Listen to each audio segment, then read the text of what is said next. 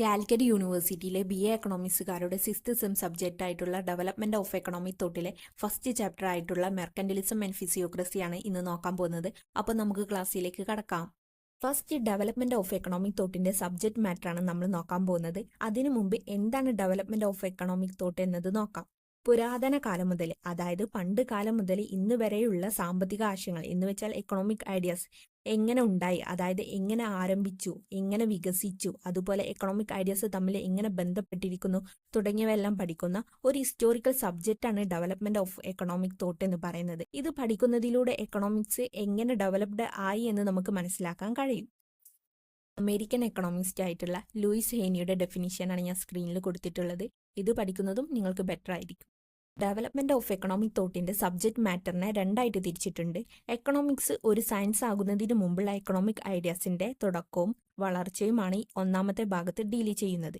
Economics ഒരു science ആയതിനു ശേഷമുള്ള എക്കണോമിക് ഐഡിയാസിന്റെ ഡെവലപ്മെന്റ് ആണ് രണ്ടാമത്തെ ഭാഗത്ത് ഡീൽ ചെയ്യുന്നത്. ഇനി അടുത്തത് എക്കണോമിക് തോട്ടിന്റെ ഹിസ്റ്ററി പഠിക്കുന്നതിന്റെ ഇമ്പോർട്ടൻസ് നോക്കാം. അതിലൊന്നാമത്തതാണ് പഴയതും പുതിയതുമായ എക്കണോമിക് ഐഡിയാസ് തമ്മിലുള്ള ബന്ധം മനസ്സിലാക്കാൻ സഹായിക്കുന്നു. അതായത് പണ്ടുള്ള എക്കണോമിസ്റ്റുകൾ ക്രിയേറ്റ് ചെയ്തിട്ടുള്ള എക്കണോമിക് ഐഡിയാസും അതുപോലെ ഇന്നുള്ള എക്കണോമിസ്റ്റുകൾ ക്രിയേറ്റ് ചെയ്തിട്ടുള്ള എക്കണോമിക് ഐഡിയാസും തമ്മിലുള്ള ബന്ധം മനസ്സിലാക്കാൻ ഇത് പഠിക്കുന്നതിലൂടെ നമുക്ക് കഴിയുന്നു. രണ്ടാമത്തേതാണ് എക്കണോമിക് ഐഡിയാസ് എങ്ങനെ ആരംഭിച്ചു, എങ്ങനെ ഡെവലപ്ഡ് ആയി എന്ന് മനസ്സിലാക്കാൻ കഴിയുന്നു. അടുത്തതാണ് വ്യത്യസ്ത എക്കണോമിക് ഐഡിയാസ് തമ്മിൽ കമ്പയർ ചെയ്യുവാനും വിലയിരുത്തുവാനും കഴിയുന്നു. അതായത് എക്കണോമിസ്റ്റുകൾ ക്രിയേറ്റ് ചെയ്യുന്ന എക്കണോമിക് ഐഡിയാസ് ഒരുപോലെയുള്ളവയാണോ, അല്ലല്ലോ, വ്യത്യസ്തമല്ലേ, അവ കമ്പയർ ചെയ്യുവാനും വിലയിരുത്തുവാനും കഴിയുന്നു. ഇനി നെക്സ്റ്റ് വണ്ണാണ് അക്സെപ്റ്റ് ചെയ്തിട്ടുള്ള, അതായത് നമ്മൾ അംഗീകരിച്ചിട്ടുള്ള എക്കണോമിക് തിയറീസ് വീണ്ടും റീതിങ്ക് ചെയ്യാൻ കഴിയും. റീതിങ്ക് എന്നിവിടെ ഉദ്ദേശിക്കുന്നത് അതിനെ വീണ്ടും ചോദ്യം ചെയ്യുവാനും ക്രിട്ടിക്കലി ഇവാലുവേറ്റ് ചെയ്യാനും സാധിക്കും. അടുത്തതാണ് എക്കണോമിക് ഐഡിയാസ് ഉണ്ടാകുമ്പോൾ ആ ഒരു കാലത്തും സമൂഹത്തിലും എന്താണ് സംഭവിച്ചത് എന്ന് മനസ്സിലാക്കാൻ കഴിയുന്നു. ഇപ്പോൾ ഒരു എക്സാമ്പിൾ വെച്ച് നോക്കുകയാണെങ്കിൽ Adam സ്മിത്തിന്റെ classical theory.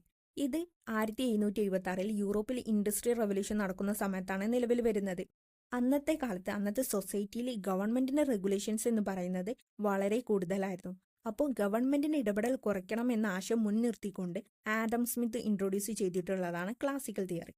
Next വണ്ണാണ് past എക്കണോമിസ്റ്റുകളുടെ വിജയങ്ങളും പരാജയങ്ങളും ഇതിലൂടെ മനസ്സിലാക്കാൻ കഴിയുന്നു. അടുത്തത് എക്കണോമിക് പ്രോബ്ലംസ് മനസ്സിലാക്കാനും അത് പരിഹരിക്കാനുമുള്ള കഴിവ് ഇത് പഠിക്കുന്നതിലൂടെ വർദ്ധിക്കുന്നു. അവസാനത്തേതാണ് എക്കണോമിക്സും മറ്റ് സാമൂഹിക വിഷയങ്ങളും തമ്മിൽ എങ്ങനെ ബന്ധപ്പെട്ടിരിക്കുന്നു എന്നത് ഇതിലൂടെ മനസ്സിലാക്കാൻ കഴിയുന്നു. നിങ്ങൾക്ക് ഈ വീഡിയോ യൂസ്ഫുൾ ആയിട്ടുണ്ടെങ്കിൽ ലൈക്ക് ചെയ്യാനും സബ്സ്ക്രൈബ് ചെയ്യാനും മറക്കരുത് കേട്ടോ.